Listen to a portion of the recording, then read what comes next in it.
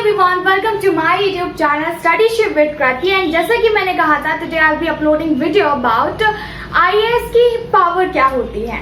So हम सभी को पता है कि IAS जो है is the top most post of CSE Civil Services Examination। इसके लिए जो है मैंने कल वीडियो एक अपलोड किया था, अगर आपने वो चेक नहीं किया है प्लीज चेक इट आउट। तो क्या क्या फैसिलिटी मिलती है आईएएस ऑफिसर को, क्या पर्क्स होते हैं, क्या रेस्पॉन्सिबिलिटीज होती है, वो सारी बातें हम इस वीडियो में करने वाले हैं। So let's get started with our today's video.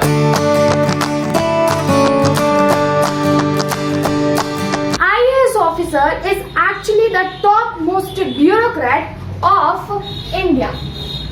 India में जो एग्जीक्यूटिव काउंसिल होती है हमारी और जो एग्जीक्यूशन का काम होता है उसमें जो हेड होता है वो होता है आईएएस, क्योंकि गवर्नमेंट का काम है पॉलिसीज बनाना एंड उनका इम्प्लीमेंटेशन का काम है ब्यूरोक्रेट्स का और एडमिनिस्ट्रेटिव ऑफिसर्स का।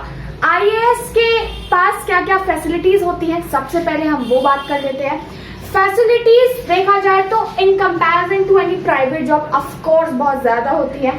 फर्स्ट थिंग, रेजिडेंट जो है मिलता है, इनको एक बड़ा बंगलू मिलता है, तो हो सकता है वो सब्सिडाइज्ड हो, यानी कि वो बहुत कम रेट पे मिल गया हो, अदरवाइज कंप्लीटली फ्री हो। अब उसमें अंदर जो फैसिलिटीज लानी है, made cook, it depends upon you, आप लाना चाहते हैं नहीं लाना चाहते हैं। सेकेंड इज ट्रांसपोर्ट, इनको ट्रांसपोर्ट जो फैसिलिटी है वो मिलती है अलॉन्ग विद द शॉफर्स, तो it is for actually official purpose. ठीक है, ऑफिशियल पर्पस के लिए अगर आपको कहीं ट्रैवल करना then you can use it, as well as कई बार जो है इनको 2 से 3 जो है व्हीकल भी प्रोवाइड किए जाते हैं।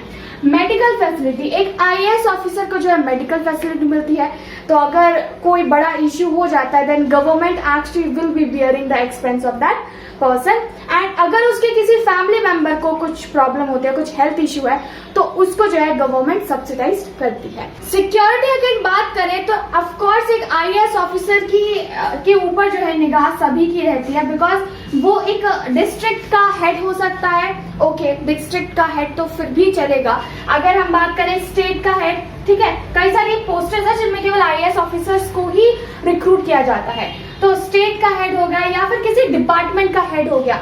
तो एक आईएएस ऑफिसर की प्रोटेक्शन के लिए कई बार जो है उनको एसटीएफ कमांडोज दिए जाते हैं। एसटीएफ कमांडोज से हमारा मतलब है, एसटीएफ कमांडोज की जो है इनको प्रोटेक्शन मिलती है। एसटीएफ से हमारा मतलब है special task force commandos. Now bills, इनके जितने भी बिल्स हैं जैसे कि फोन बिल हो गया, इलेक्ट्रिसिटी बिल हो गया, ये सारे ऑलमोस्ट फ्री रहते हैं या फिर सब्सिडाइज्ड रहते हैं। ट्रिप्स जो है वो एक आईएएस ऑफिसर को मिलती है। अगर एक आईएएस ऑफिसर ऑफिशियल पर्पज से कहीं जाता है तो उसकी ट्रिप जो है वो गवर्नमेंट स्पॉन्सर करेगी, उसको सारी फैसिलिटीज मिलेंगी। अगर कोई आईएएस ऑफिसर दिल्ली ट्रैवल करता है तो दिल्ली में जो है वहां पर जो स्टेट भवन होते हैं उनका भी इस्तेमाल कर सकता है बहुत ही कम रेट पे और ऑलमोस्ट फ्री। एंड यहाँ पे मैं एक चीज ऐड करना चाहूंगी, आई थिंक मैंने वो पॉइंट लिखा नहीं है, वो है एजुकेशन का। अगर कोई आईएएस ऑफिसर हायर स्टडीज करना चाहता है तो वो एजुकेशन लीव ले सकता है फॉर 2 years एंड उसका जो एक्सपेंस होगा वो गवर्नमेंट बियर करेगी। लेकिन गवर्नमेंट यहाँ पे कुछ रेस्ट्रिक्शंस के साथ ये बियर करती है। ये आप फैसिलिटी का फायदा तभी उठा सकते हैं जब आपकी सर्विस को 7 साल हो गए हो, but for north east, okay just let me write here, north east cadres जो होते हैं, ठीक है, यहाँ के लोगों के लिए, यहाँ जिसको भी ये वाला कार्डर जो है मिला हुआ है नॉर्थ ईस्ट कार्डर, उनको केवल 6 years चाहिए होते हैं। तो लाइक अगर उनके 6 years सर्विस में कंप्लीट हो चुके हैं they can get benefit of that education leave. बाकियों को 7 साल तक इंतजार करना होगा। 7 साल के बाद आप बाहर किसी भी प्रेस्टिजियस यूनिवर्सिटी में जो है एडमिशन लीजिए, गवर्नमेंट उसका खर्चा देगी। लेकिन जब आप अपनी पढ़ाई पूरी करके आएंगे आपको कुछ सालों तक जो है अपनी सेवाएं देनी होगी, अपनी सर्विसेज देनी होगी। तो आपके और गवर्नमेंट के बीच में, यानी कि एक आईएएस ऑफिसर एंड गवर्नमेंट के बीच में बॉन्ड साइन होगा एंड उस बॉन्ड के तहत जो है ये कंडीशन रखी जाएगी, तभी आपको जो है फ्री मिलेगी, उसकी सारी फैसिलिटीज मिलेंगी एजुकेशन लीव से related. Job security is one of the important thing. किसी भी एक आईएएस ऑफिसर को उसकी पोस्ट से हटाना is not at all easy task. ये प्रोसीजर काफी लंबी होती है। Under article 3(1), okay so just like me here, article 311 के तहत जो है कई सारे ऐसे प्रावधान हैं जिसमें बताया गया है कि किन किन कारणों की वजह से एक आईएएस ऑफिसर को उसकी पोस्ट से हटाया जा सकता है। लेकिन जैसे कि मैंने कहा, प्रोसीजर काफी लंबी होती है। कई सारे ऐसे केसेस हुए हैं। Life time pension, IAS officer को जो है लाइफ टाइम पेंशन मिलती है। इसके साथ साथ here I would like to add one more point, that is post retirement perks और pension, you can say post retirement perks और पेंशन। इसमें क्या है, एक आईएएस ऑफिसर रिटायर होने के बाद भी अपनी सेवाएं दे सकता है। देश में कई सारे ऐसे डिपार्टमेंट और कई सारी हायर पोस्टेस हैं जिनके लिए एक सीनियर आईएएस ऑफिसर की जरूरत होती है, तो सरकार जो है उनको दोबारा से अपॉइंट कर सकती है। दूसरा, कई बार जो है ये प्राइवेट सेक्टर्स के द्वारा जो है वो अपॉइंट कर लिए जाते हैं for their excellency, for their services and for their experience. अगर हम बात करें पावर की, तो देखिए पावर तो हमने स्टार्टिंग में ही बात कर ली। ये हेड होता है स्टेट का, डिस्ट्रिक्ट का या फिर किसी डिपार्टमेंट का भी हो सकता है, क्योंकि ऑन द बेसिस ऑफ, अगर हम देखें एक नया आईएएस ऑफिसर आया है, फिर वो जब सीनियर हो जाएगा तो हो सकता है उसको स्टेट में कोई इंपॉर्टेंट पद पे तैनात कर लिया जाए, रिक्रूट कर लिया जाए। So like it varies with the condition. तो एडमिनिस्ट्रेटिव पॉलिसीज जो है इसके हाथ में होती है। एक आईएएस ऑफिसर के पास ये सबसे बड़ी पावर होती है कि वो डायरेक्ट चेंज ला सकता है। अच्छा, आपने एक कॉमन सी चीज सुनी होगी, अगर किसी से भी आप पूछोगे why you want to become IAS officer, they will say that I want to contribute something into our society. Why?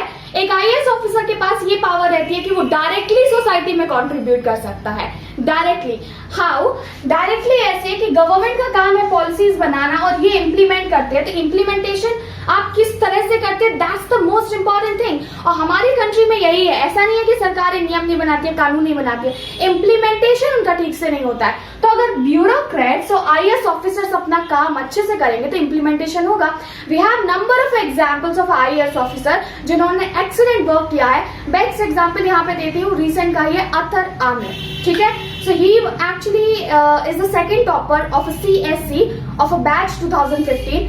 वो राजस्थान के भीलवाड़ा डिस्ट्रिक्ट में काफी बढ़िया काम कर रहे हैं, स्पेशली वो शिक्षा पे जोर दे रहे हैं।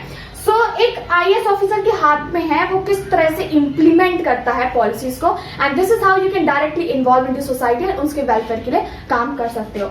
This is actually the power of IAS officer. कभी भी किसी आईएएस ऑफिसर के ऊपर कुछ एलिगेशन लगता है तो उसको उसका सबऑर्डिनेट कभी भी अरेस्ट नहीं कर सकता है, हमेशा उससे सीनियर ऑफिसर की जरूरत पड़ेगी एक आईएएस को अरेस्ट करने के लिए, and it's a protocol actually. That's it for today's video. I hope you guys have understood. Well, इस तरह के और वीडियोस आएंगे। अभी हम आईएएस एंड आईपीएस का डिफरेंस वाला वीडियो जरूर लाएंगे। तो मोस्ट प्रोबेबली ये एक चीज है जिसमें थोड़ी सी कंफ्यूजन हो जाती है और क्लियरली डिस्टिंक्शन हम बोलें तो वो नहीं दे पाते हैं। So I'll be bringing detailed video onto it. Just let me know in the comment section what sort of upcoming video would you like to see onto my channel. Sorry for this noise because I'm not shooting at a night and I'm not having proper setup for some days, so that's the reason there is actually a lot of background noise. But कोई ना, next video में कुछ ऐसा issue नहीं होगा. Hit the like button, share this video with all those who are actually UPSC aspirant and wants to become IAS officer. Actually, they must know their future power. And subscribe Study Chief with Krati for more such kind of videos.